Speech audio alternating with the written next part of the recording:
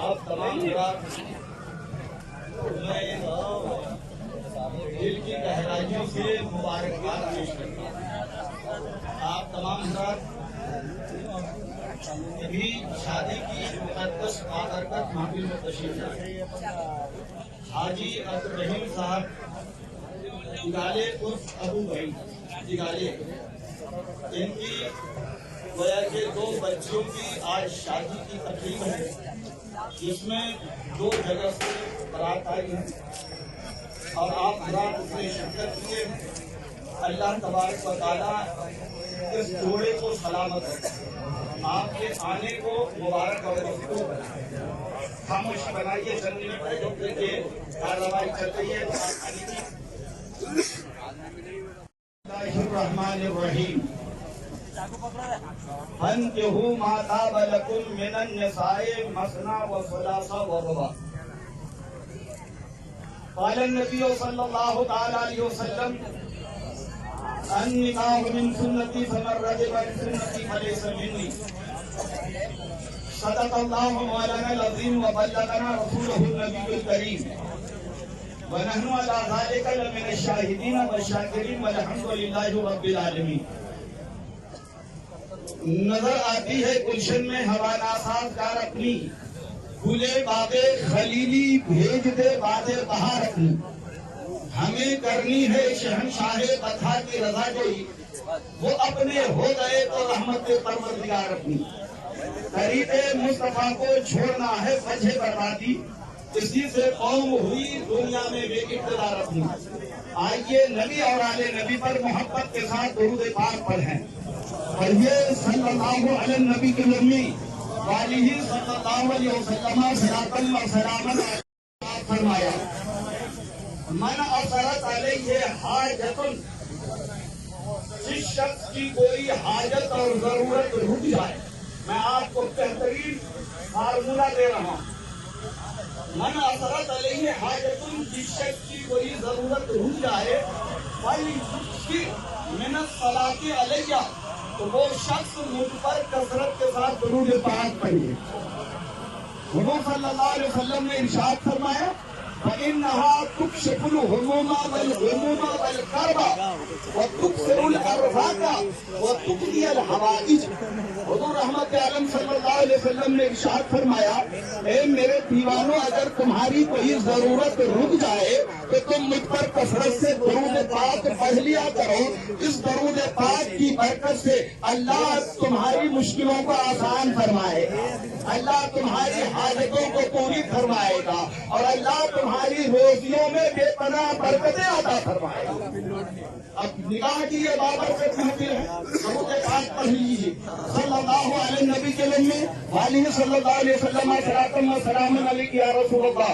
اللہ تبارک و تعالیٰ نے جب حضرت حوا کو آدم علیہ السلام کی بائیں پسلی سے پیدا کیا، سب سے پہلے ماں سے پہلے بیوی کا ذکر ہے قرآن میں، ماں سے پہلے بیوی کا ذکر ہے۔ جب بیوی بنے گی تب اولاد ہوگی، تب آگے جا کے ماں بنے گی، اور پھر ماں کے قدم میں جنت ہوگی۔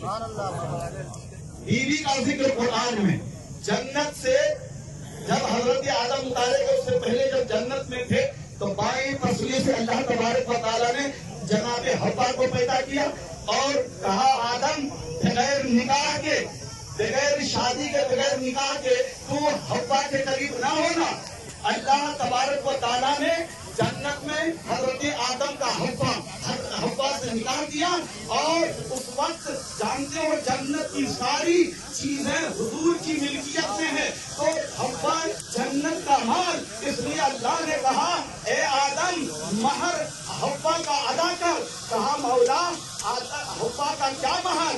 حوض کوثر دے دوں، کلوان دے دوں، حوریں دے دوں؟ کہا نہیں، اس کے مالک تو میرے محبوب ہیں، میرے محبوب پر آدم تو درود پڑھ لے، یہی حوا کا مہر ادا ہو جائے۔ یہ حضرت حوا کا مہر۔ اب سوچئے تو ہم اور آپ نکاح کی بابرکت محفل میں تشریف لائے ہیں حاجی عبدالرحیم نگالے، ان کے والد جناب محترم سراج الدین کو سراج آیا، समझ गए ना। ये सब बड़े मोहब्बती से अल्हम्दुलिल्लाह आज हाजी अब्दुल रहीम तिगाले साहब की सगी बेटी नहीं बल्कि भाई की बेटी या साली की लड़की सोचिए, और उनका ये निकाह कर रहे हैं, शादी की तकरीब रचाए हैं। कोई अपनी सगी बेटी के लिए इतना नहीं करता है जो हाजी अब्दुल रहीम तिगाले ने ये इंतजाम, ये एहतमाम किया। सोचिए, सबसे बेहतर कुरान पाक में मैं आपको बता दूं, फअम्मल यतीमा फला तक़हर, अल्लाह तबारक व तआला ने फरमाया सूरह फतहा में, यतीम पर जबर न करो, यतीम को मत सताओ। अब सुनो, हुजूर सल्लल्लाहु अलैहि वसल्लम ने इरशाद फरमाया, सबसे बेहतर घर, आज अगर किसी से पूछा जाए सबसे बेहतर घर कौन, तो कहे जिसमें टीवी हो। सबसे बेहतर घर कौन, जिसमें सोफा हो। सबसे बेहतर घर कौन, जिसमें एसी हो। सबसे बेहतर घर कौन, जिसमें सारी दुनिया की जरूरियात हो। लेकिन हुजूर रहमत आलम सल्लल्लाहु अलैहि वसल्लम ने इरशाद फरमाया, सबसे बेहतर घर वो है जिसमें यतीम बच्चे और बच्चियों के साथ अच्छा सलूक हो। सबसे अच्छा सलूक हुजूर सल्लल्लाहु अलैहि वसल्लम ने इरशाद फरमाया कि सुनो, जिसने यतीम के रहने के लिए घर दिया, उसे खाने पीने का इंतजाम किया और उसकी शादी कर दी, और शादी के बाद जब वो बेनियाज हो गई, शब्बर उसका कफील और उसके नान नफ्ता का जिम्मेदार हो गया, हुजूर सल्लल्लाहु अलैहि वसल्लम ने इरशाद फरमाया, ऐसे सलूक करने वाले के लिए जन्नत वाजिब हो गई।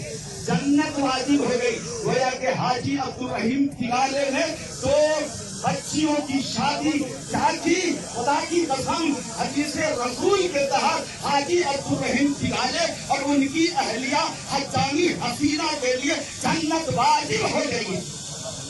कहा जाता है इस्लाम में लड़कियों के साथ अच्छा सलूक नहीं, औरतों को मकाम नहीं दिया। खुदा की कसम, जो इस्लाम ने औरतों को इज्जत दी है, वक़ार दिया है, करामत दी है, बुजुर्गी दी है, वो किसी ने नहीं दिया है। सोचिए, जब बच्ची माँ बाप के घर रहती है, शादी से पहले वो बच्ची जो दफन कर दी जाती थी, वो बच्ची जिसे जिंदा जरगोर कर दिया जाता था।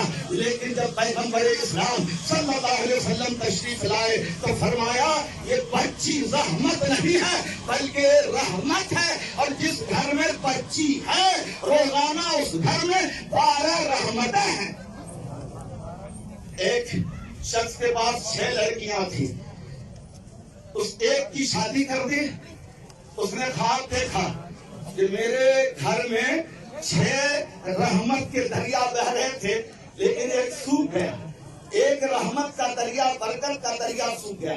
किसी आलिम साहब के पास वो पहुंचे, कहा हुजूर 6 दरिया रहमत के मेरे घर में बहते थे, एक सूख गया। आपने फरमाया, वक्त के आलिम ने, क्या आपके पास 6 लड़कियां? कहा हाँ। एक की शादी कर दी? कहा हाँ। 5 अभी कुंवारी है?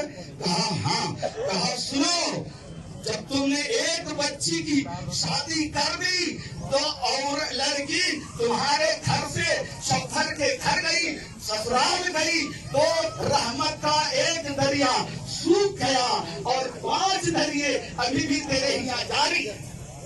तो रहमत और बरकत का जरिया लड़की है, और वही लड़की जब शादी शुदा हो जाती है तो सुनो, शब्बर की खादमा होती है, और जब औलाद होती है तो याद रखो वो लड़की जो साहिब औलाद हो गई, माँ बन गई। हुजूर सल्लल्लाहु अलैहि वसल्लम ने इरशाद फरमाया, अल जन्नतु तहता अक़दामिल उम्महात, जन्नत माँ के कदम के नीचे।